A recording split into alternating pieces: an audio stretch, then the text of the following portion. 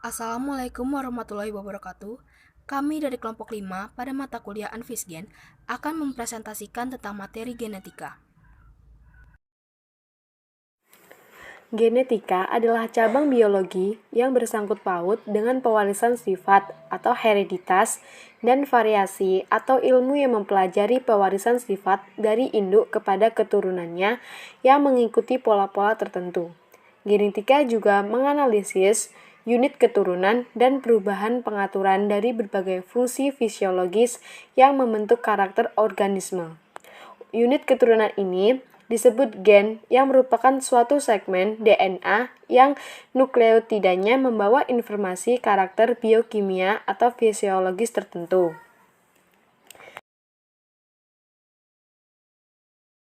Nama kromosom pertama kali diberikan oleh Waldeyer 1888 berasal dari kata chroma artinya warna dan soma artinya tubuh. Jadi, kromosom dapat diartikan sebagai badan yang mudah menyerap zat warna. Bahan yang menyusun kromosom yaitu kromatin, sehingga sering disebut dengan benang kromatin. Kromosom merupakan badan berbentuk batang atau bengkok, mulai tampak pada saat sel akan membelah dan selama proses pembelahan. Kromosom tampak jelas pada fase pembelahan metafase, karena kromosom berjajar di bidang ekuator. Ukuran kromosom dalam sebuah sel tidak pernah sama. Pada dasarnya, kromosom semua organisme mempunyai dua tipe, yaitu autosom dan kromosom kelamin. Seks kromosom sama dengan gonosom.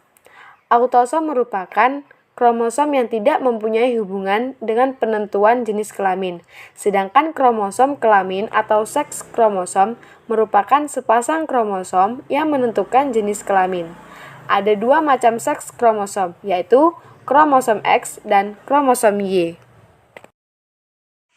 Berdasarkan letak sentromernya, kromosom dibedakan menjadi 4 macam, yaitu metasentris, submetasentris, akrosentris, dan telosentris.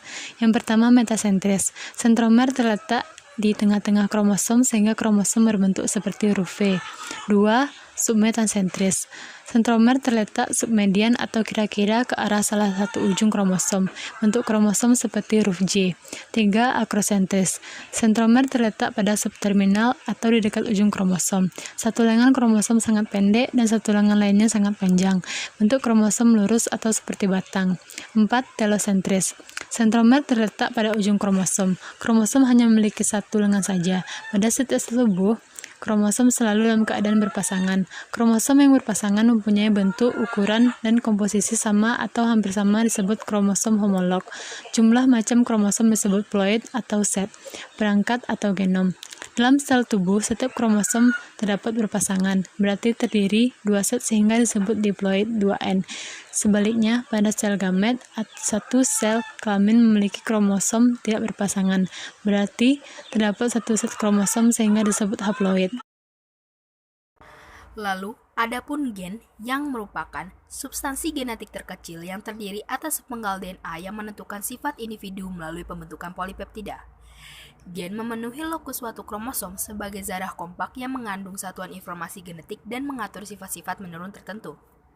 Setiap gen pada organisme mengendalikan produksi suatu enzim khusus.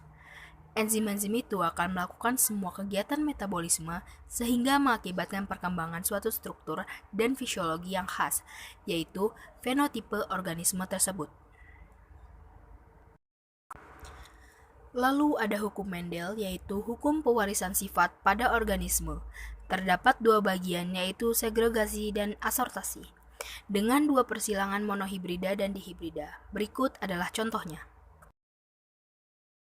Contoh persilangan monohibrid. Dengan keterangan monohibrid, M besar adalah merah, M besar M kecil yaitu merah, sedangkan M kecil berarti putih.